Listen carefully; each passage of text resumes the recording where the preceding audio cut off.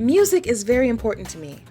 In high school, it was Evanescence, Linkin Park, and My Chemical Romance that kept me from going over the edge by allowing me to scream and yell with them at the highest volume that I could have them set to.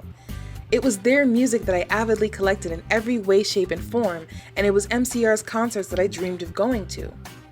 Of course, there were others, but they, and especially MCR, held the beacon to my sanity in their lyrics and videos.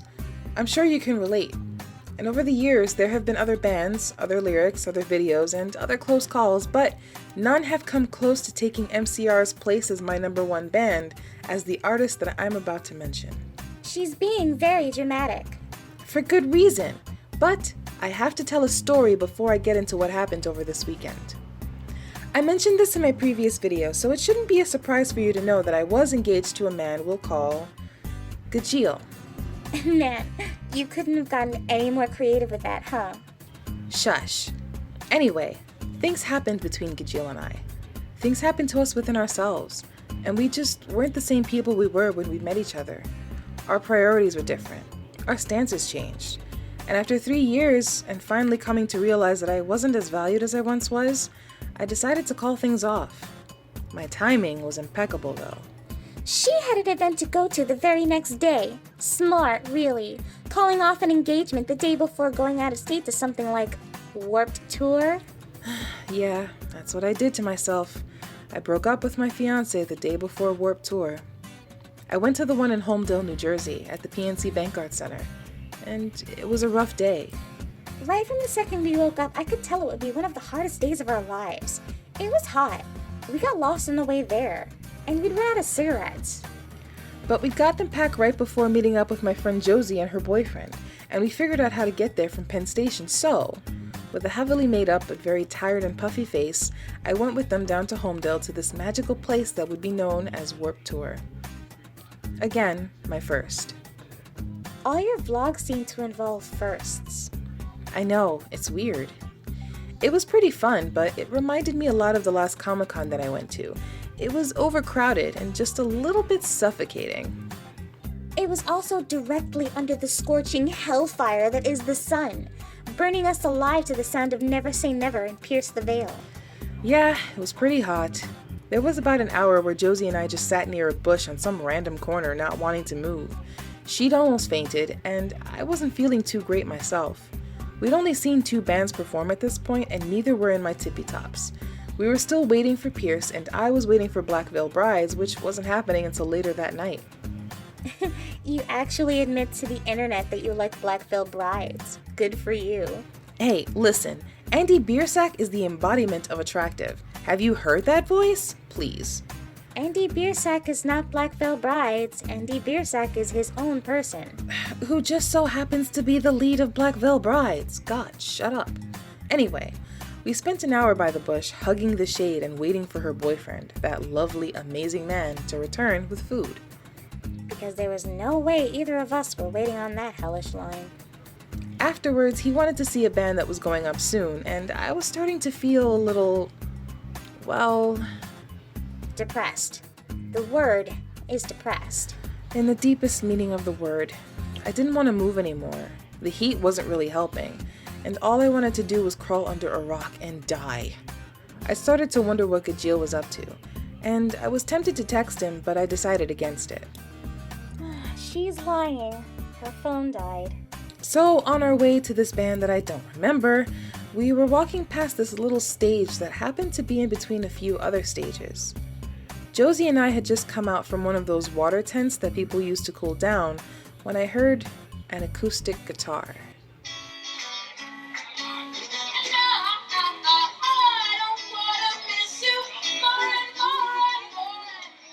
Now me, I am a sucker for acoustic guitar. A massive sucker. So of course I had to find out where the sound was coming from, and when we found it, my feet stood parked on that spot by the right side of the stage and I couldn't take my eyes off of it. I waved at Josie and told her I'd stay here until she came back to find me, since there was nowhere else that I wanted to or needed to be.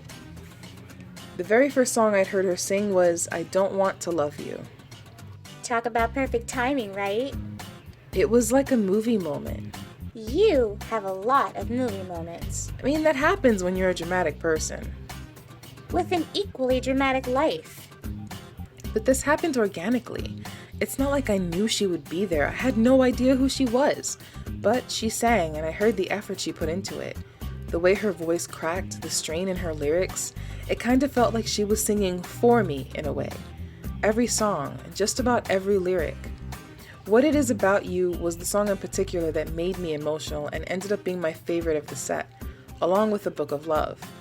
Much to my surprise, we were given the chance to actually meet with her and talk to her, and she was selling copies of her vinyl at her tent. I obviously used the little money I had to pick one up, along with a large tat sticker that I put on my portfolio. I hugged her, but I was too timid to say or do much more than that. But I've been listening to her music since then, and on my worst days, it's her music that gives me the energy that I need to say, well, fuck that guy. I can get lost in it when I need to. I was a little sad when I found out that my two favorites weren't actually on the album I bought, but Soho Lights is still pretty great. It's too bad it got damaged soon after that. Damn you, Gravity! Luckily, I found everything I wanted online and bought what I could. That's not where it ends, though. No, it's not. She had a show scheduled this week. Now, me, being the fangirl that I am, I've gone to every show she's had in New York since that day at Warped Tour, of which there have been 3. It helps that they're not expensive to begin with. I sit up in the balcony, I listen to her sing, and then I go to the bar in the back and have a few drinks before I go home. But Josie gave me the courage to stop her and tell her what I wanted to that first day. Try not to get emotional. I thanked her for her music. I told her my situation and that her music was a part of the reason why I was able to snap out of the haze that I was in. Leaving Gajeel was one of the hardest things I'd ever had to do, and doing it kind of made my insides evaporate. But her songs, they gave me a backbone. It was a voice for me when I didn't feel like I had one. It's a strange thing to admit to another person, and maybe just a little bit too much, but I felt it needed to be said. That her music mattered, her words mattered. And even if she wasn't performing with her whole band, I still appreciated the attention she gave to the fans that came out to see her at Rockwood every single time. Would you believe what happened next? She hugged me! She hugged me. She thanked me. She said I was better off without that guy, and that it wasn't very often that she got to hear words of thanks like mine about what it is that she does for a living. We stood around talking for a few. She introduced us to her best friend, who we talked to for a while and shared a cigarette with. Tell them the best part!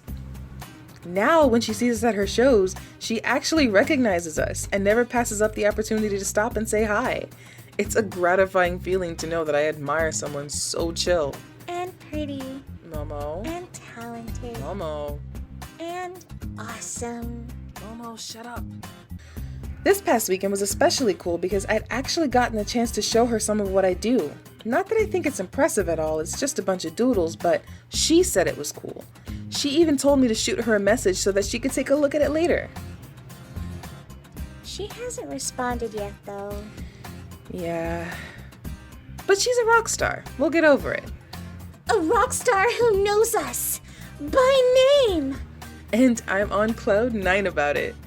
Anyway, that's it for this week. I hope you enjoyed a tiny bit of my fangirly side.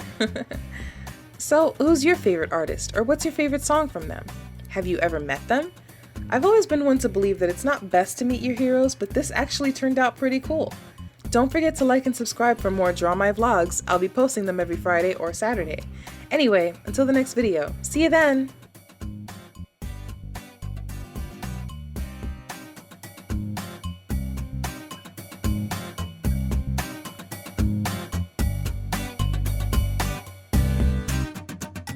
Thanks for watching! If you like this video, give it a thumbs up, and don't hesitate to share what you find entertaining, deep, thrilling, or just share-worthy. Until the next video, see you then!